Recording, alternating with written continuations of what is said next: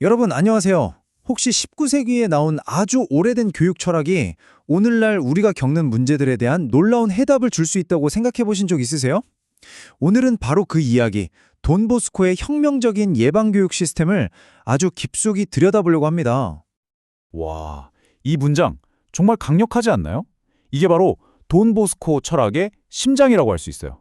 그냥 사랑을 주는 데서 끝나는 게 아니라 그 사랑이 상대방에게 나 정말 사랑받고 있구나 하고 온전히 느껴지게 만들어야 한다는 것. 오늘 우리가 나눌 모든 이야기는 바로 이 한 문장에서부터 시작됩니다. 자, 그럼 돈보스코 교육법 하면 여러분은 보통 뭐가 딱 떠오르시나요? 아마 많은 분들이 이 세 가지 기둥, 그 유명한 공식을 생각하실 거예요. 언뜻 보면 굉장히 간단하고 또 효과적으로 보이죠? 네, 맞습니다. 바로 이성, 종교, 사랑. 이 세 단어는 아주 오랫동안 돈보스코 교육법의 핵심 키워드처럼 알려져 왔어요. 그런데 말이죠, 여기서 정말 흥미로운 반전이 하나 있습니다. 사실 이 이성, 종교, 사랑이라는 멋진 공식은요, 돈보스코 본인이 직접 만든 게 아니라는 거예요.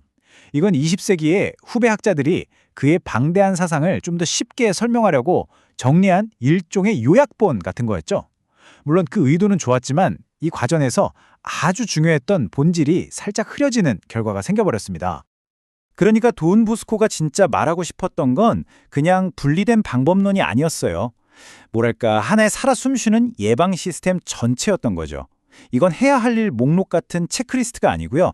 아이들을 둘러싼 모든 것이 서로 영향을 주고받는 하나의 환경, 거대한 생태계 같은 개념입니다. 공식을 외우는 거랑 생태계를 정성껏 가꾸는 건 완전히 다른 차원의 이야기잖아요. 자, 그럼 그 첫 번째 기둥인 이성부터 다시 한번 제대로 들여다볼까요? 이걸 그냥 규칙을 따르게 하는 논리 정도로 생각하지 말고요. 한 인간에 대한 깊은 존중이라는 새로운 관점으로 한번 재정의해 보겠습니다. 예방 시스템에서 말하는 이성의 진짜 의미는 바로 이겁니다.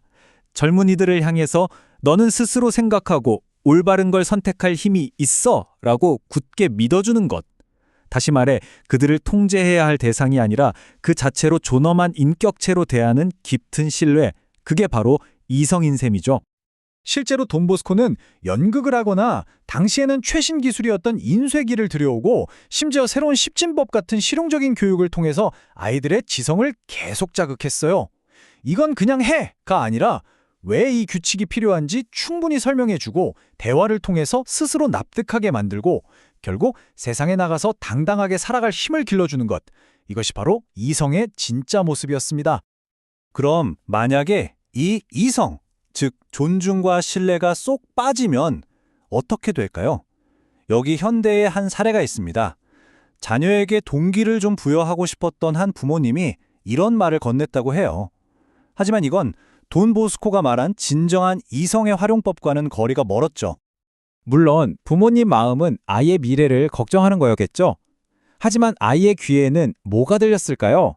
왜 걱정하는지에 대한 합리적인 설명은 싹 사라지고 그냥 위협적인 결과만 남은 거예요. 결국 이 말은 아이를 이끌어주기는커녕 자존감만 와르르 무너뜨리는 결과를 낳았습니다.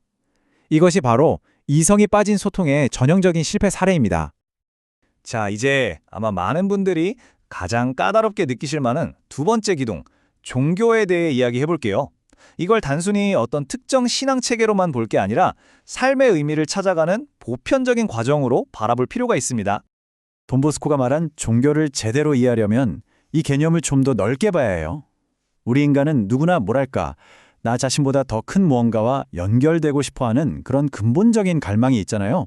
바로 내 삶의 목적이 뭘까, 의미가 뭘까, 이걸 찾아가는 과정. 그것이 바로 이 종교의 핵심입니다. 여기서 진짜 중요한 건 돈 보스코는 이걸 절대로 강요하지 않았다는 거예요. 그는 강압을 정말 싫어했고 신앙이라는 건 어디까지나 자유롭고 기쁜 선택이어야 한다고 믿었죠. 딱딱한 규칙을 따르게 하는 게 아니라 사랑이 넘치는 관계를 통해서 삶의 궁극적인 의미와 기쁨을 스스로 발견하게 돕는 것. 그게 핵심이었습니다. 자, 이제 이 모든 시스템의 심장, 감성적인 핵으로 들어가 보겠습니다. 바로 아모레 볼레자라는 아주 독특하고 아름다운 개념입니다. 이 아모레 몰레자라는 이탈리아어 단어에 모든 게 담겨 있습니다. 핵심은 정말 간단해요.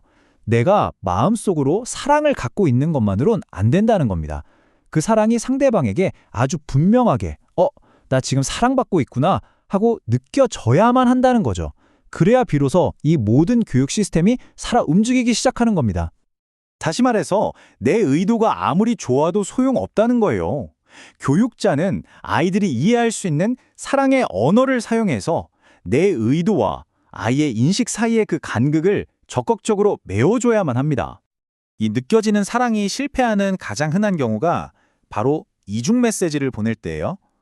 말과 진짜 감정이 서로 어긋나는 순간이죠. 자, 이런 경우를 한번 상상해 볼까요? 엄마는 말로는 쉬어도 돼라고 했지만 그 눈빛, 그 미묘한 분위기에서 딸은 무언의 기대를 느낀 겁니다. 쉬면 안 될 것 같은데 하는 압박감이죠.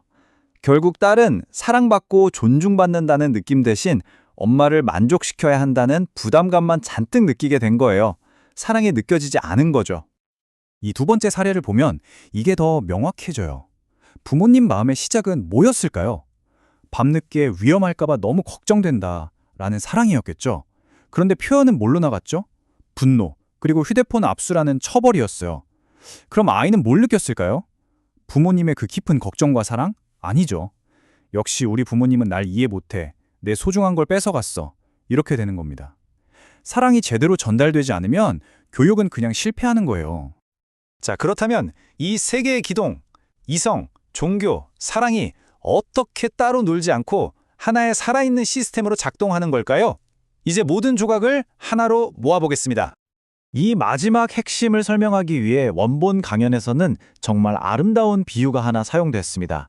바로 연리지라는 개념이에요. 아마 들어보신 분들도 계실 텐데 이게 모든 걸 완벽하게 설명해 줍니다. 바로 이 연리지처럼 이성, 종교, 사랑은 절대로 따로 뗄 수가 없는 거예요. 한번 생각해 보세요. 사랑이 없는 이성은 얼마나 차갑고 계산적이겠어요? 반대로 이성이 없는 사랑은 맹목적인 집착이 될 수도 있겠죠. 그리고 이 두 가지 모두가 삶의 목적과 연결되지 않으면 그냥 방향을 잃고 헤매게 되는 겁니다.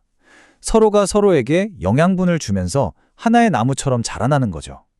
결국 이 시스템이 바라보는 최종 목표는 아주 명확합니다. 바로 한 인간의 온전하게, 건강하게 성장하는 것. 그러기 위해서는 이 세 가지 요소 모두가 어느 하나 빠짐없이 또 균형을 이루면서 아주 충만하게 채워져 있어야 한다는 거죠. 19세기의 철학이지만 오늘날 우리에게 정말 묵직한 질문을 던집니다. 우리는 지금 아이들을 그저 통제하고 잘못된 걸 바로잡으려고만 하고 있지는 않은 건가요? 아니면 그들이 스스로 건강하게 성장할 수 있는 그런 환경, 그런 예방 시스템을 만들어주고 있는 걸까요? 이 질문에 대한 답을 우리 각자의 자리에서 고민해보는 것. 어쩌면 이게 오늘날 우리 모두에게 주어진 가장 중요한 숙제가 아닐까 싶습니다.